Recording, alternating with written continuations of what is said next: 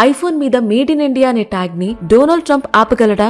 ఇండియాలో iPhones manufacture చేయడం Donald Trump కి అస్సలు ఇష్టం లేదు. కానీ యాపిల్ సీఈఓ మాత్రం ఇండియా మీదే ఇంట్రెస్ట్ చూపిస్తున్నారు. యాపిల్ సీఈఓ టిమ్ కుక్ కి ఐఫోన్ ప్రైస్ 3 లాక్ కంటే పెరగడం ఇష్టం లేదు. అమెరికాలో మ్యానుఫ్యాక్చరింగ్ చేస్తే అక్కడ హై లేబర్ చార్జెస్ వల్ల ప్రైస్ మరింత పెరుగుతుంది. అందుకే 2001 నుంచి యాపిల్ చైనాలో మ్యానుఫ్యాక్చరింగ్ స్టార్ట్ చేసింది. తైవాన్ లోని ఫాక్స్కాన్ అనే ఎలక్ట్రానిక్ కంపెనీతో కలిసి సెంగ్జూ సిటీని వరల్డ్స్ బిగ్గెస్ట్ ఐఫోన్ హబ్ గా మార్చేసింది. ఇక్కడ రోజు 5 లాక్ ఐఫోన్స్ అసెంబుల్ అవుతున్నాయి. కానీ 2020లో కోవిడ్ వల్ల లో వేజెస్ కి ఇంజనీర్స్ లేకపోవడం అండ్ యుఎస్ చైనా మధ్య ట్రేడ్ వార్ స్టార్ట్ అవ్వడంతో యాపిల్ కి సిగ్నల్ క్లియర్ గా అర్థమై చైనా నుండి బయటకొద్దాం అనుకుంటుంది. Next best option India.